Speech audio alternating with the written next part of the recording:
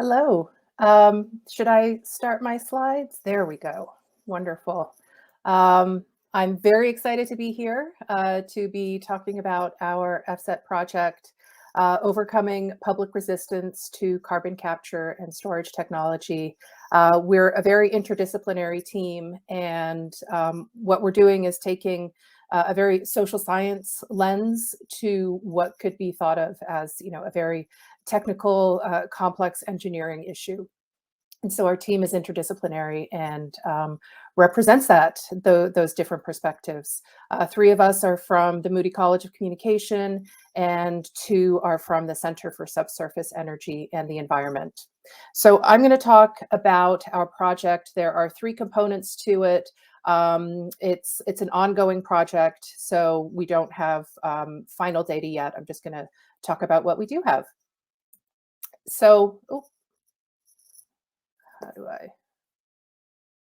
there we go. So if for any other non-experts like myself who might be listening to this, carbon capture and storage, or carbon capture utilization and storage, is the process of capturing carbon dioxide that's produced by power plants and factories and then storing it deep underground. It's innovative technology, and it represents a promising mitigation effort in the battle against climate change. CCS essentially involves three stages: capturing the CO2, transporting it, and then securing it underground in deep geologic formations. CCS can capture up to 90% of the CO2 emissions that are released, for example, by coal and gas-fired power plants. And so it can reduce the emission of CO2 gases, which is contributing to rising global temperatures. More than 30 million tons of CO2, that's about the same as 7.5 million cars. The same emissions produced by 7.5 million cars are captured annually by CCS facilities in Canada, Norway, the UK, and in the US, and the largest one in the US is operating in Texas. Reducing carbon emissions is integral to decarbonizing energy, and CCS makes this possible by generating low carbon sources of energy. And the potential it has for helping mitigate the effects of climate change are particularly powerful. And so CCS is, as a technology, it's been around for a while, but it's seeing a resurgence in attention because of its capacity to help mitigate the effects of climate change. So keeping global temperatures from rising beyond 1.5 degrees Celsius not only requires us to reduce future emissions, but remove some of the carbon dioxide that's already been released. And so CCS is seen as instrumental to meeting this challenge. That said, the approach is not without critics, and we have what we could think of as predictable players, predictable stakeholders being against CCS. For example, we have environmental groups like Greenpeace saying that it just reinforces the status quo and allows the fossil fuel economy to persist. Environmental activists like Greta Thunberg saying that it's a technological solution and it really just kicks the can down the road and something that future generations are going to have to deal with. Bernie Sanders says it's a false solution. The EPA says it's not adequately tested. And interestingly, we even have voices on the inside of oil and gas, like Shell. They're not against CCS, but they acknowledge that there are issues about liability, about risk that really need to be addressed before CCS can be widespread. In terms of stakeholders who support CCS, we see that among political groups, NGOs, civil society groups, that this support isn't necessarily straightforward as easily predictable as we might think. As expected, we see conservative and Republican individuals and groups supporting CCS, the four images on the left of Republican senators who support CCS. But we also see environmental groups, Big Green, as they're often called, They view CCS as an important part of the solution. The AFL-CIO, they see CCS as an integral part of supporting labor. And if we go back to 2020, CCS was part of a lot of the speeches, the platforms among those candidates vying for the Democratic presidential nomination. So this lack of clear-cut support among stakeholders was kind of one of the sparks for this project. And our study, our project has three goals or three studies to it, three phases. The first one is to understand how mass media cover the issue of CCS. So which frames are used? Is the coverage in media positive or negative?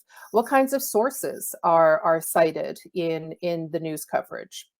The second phase is, how do Americans think about CCS? What are public opinion? What are the risks and benefits that individuals have about CCS? And then does the issue of climate change and how do environmental attitudes relate to these perceptions?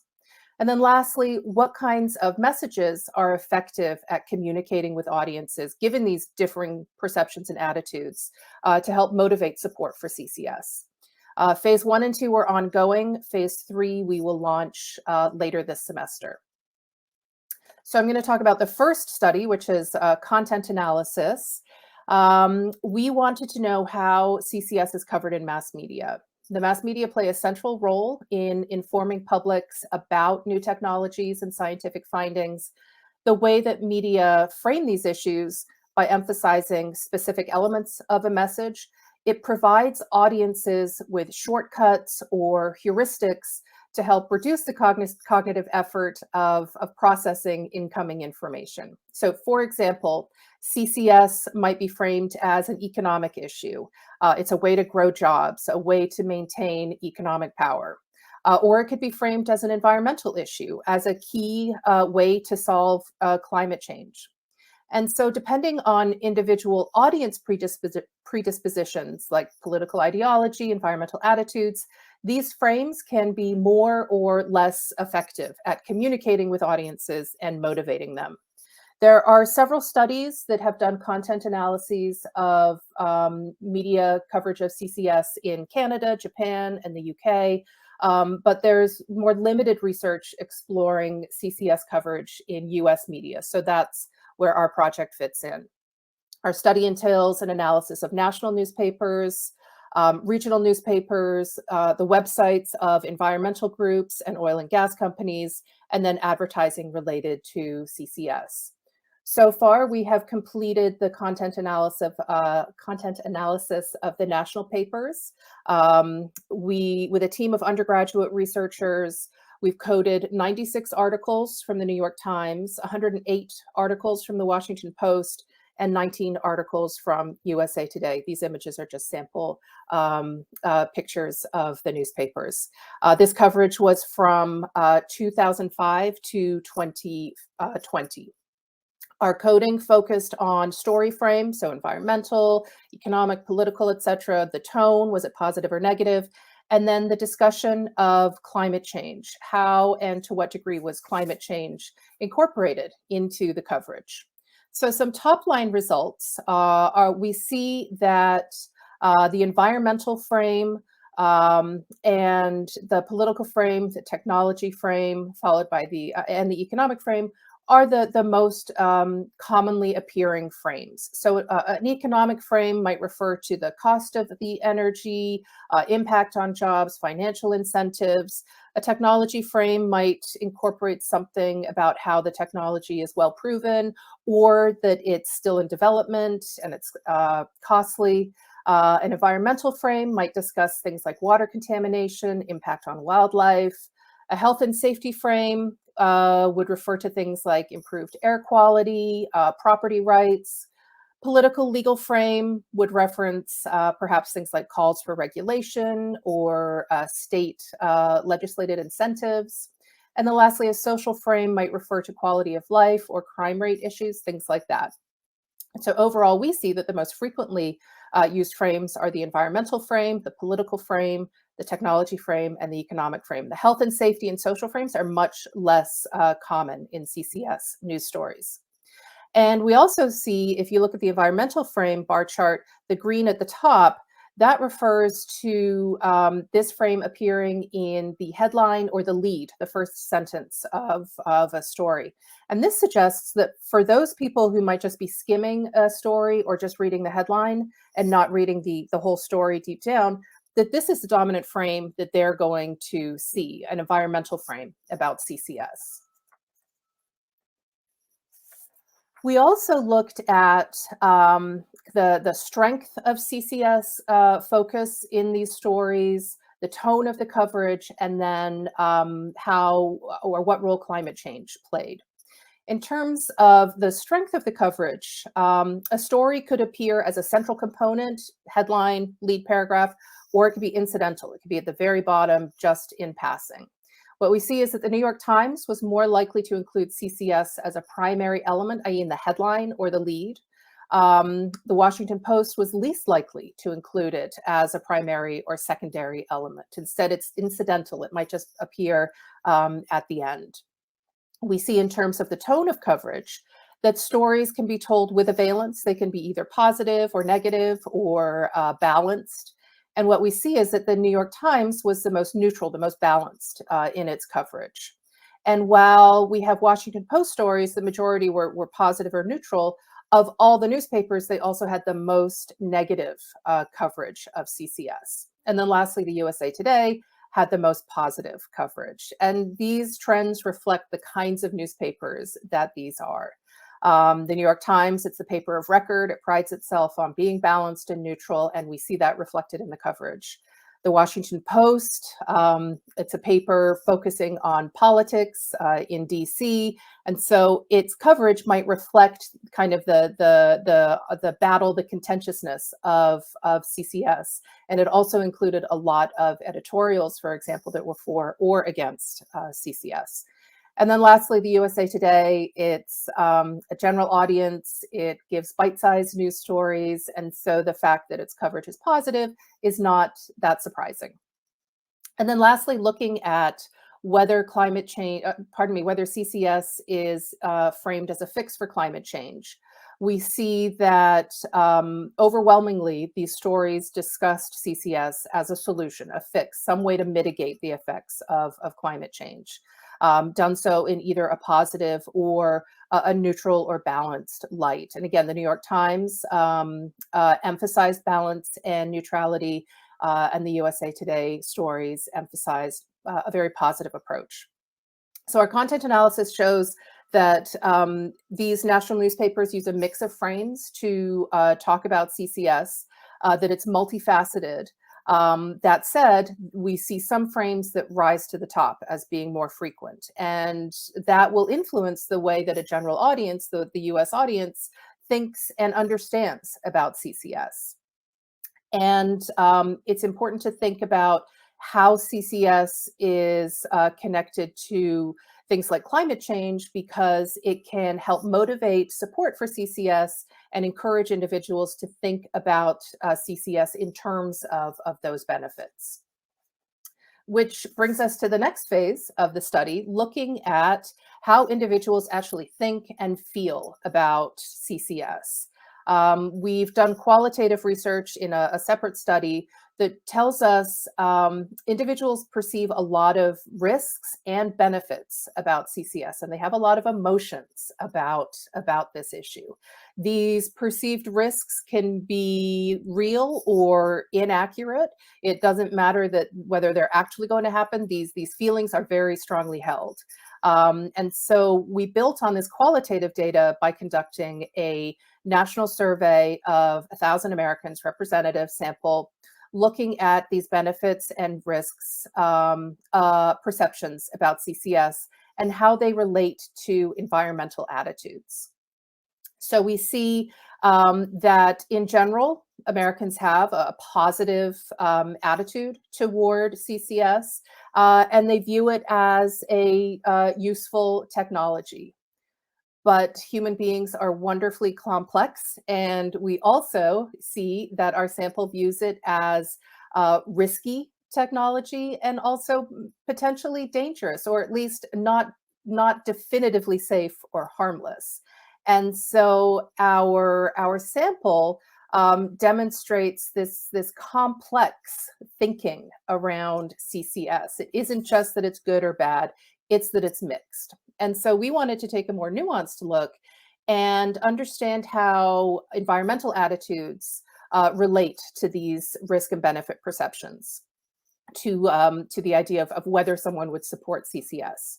So we used the Six Americas classification system developed by Yale University's program on climate change communication. It's a way of segmenting an audience into 6 groups based on their attitudes about climate change.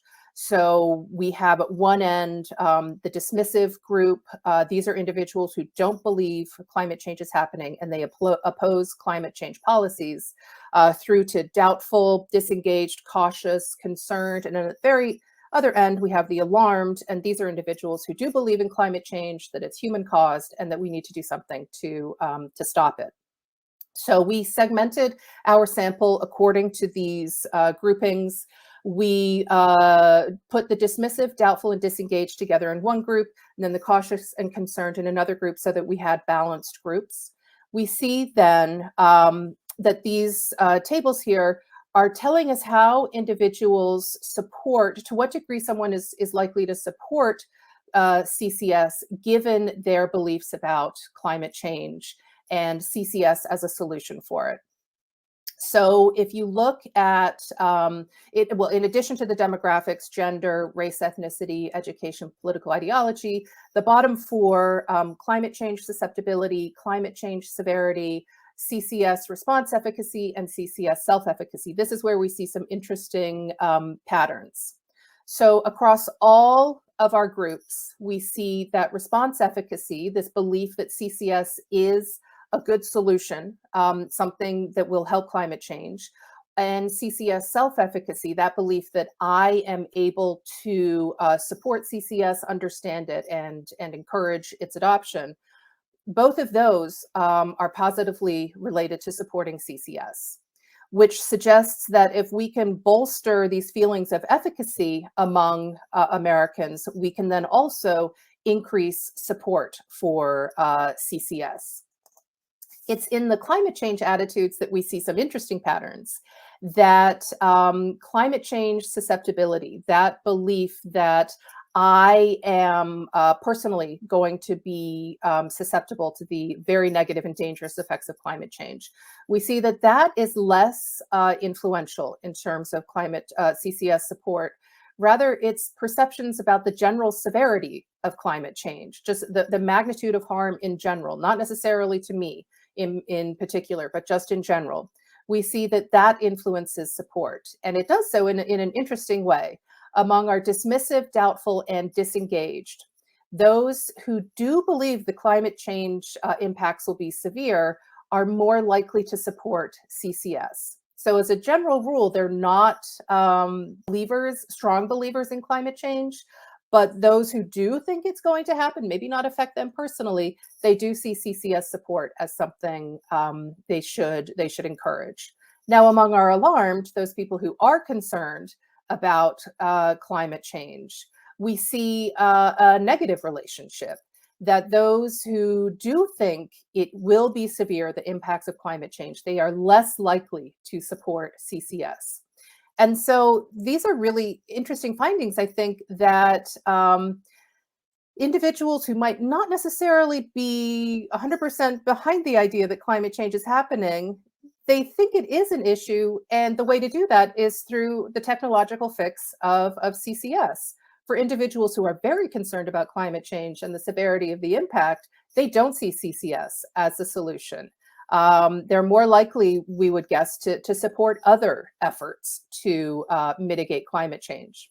And so this offers interesting insights into how we can communicate with audiences, understanding that there isn't just one general mass audience that we communicate to, that we need to segment our audience and come up with more targeted messages. These insights help us think about how can we promote these feelings of efficacy? How can we, among individuals less inclined to support the idea of climate change, how can we focus on that idea of severity to then bolster support? Or among those who are proponents, believers in climate change, it isn't necessarily, maybe we shouldn't be talking about CCS as an environmental fix. Maybe there are other frames that would work better with them. And that's where study 3 comes in. We'll be doing some message testing, actually looking at different ways of talking about CCS and testing those possibilities with another sample later this semester. This has been a wonderful project to be part of so far. Like I said at the beginning, we're very interdisciplinary, and these are my colleagues who have been instrumental in helping us move forward. Thank you very much.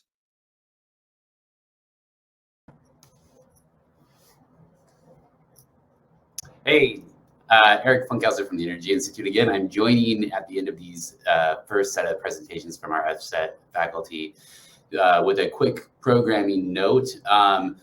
We want to make you aware for the presentation from Chevron Vice President Bruce Niemeyer taking place at 12:30 p.m. today. Please be sure to go to the Energy Week program and click on the view the live stream link next to his talk. That'll get you in the right place so you can see his remarks.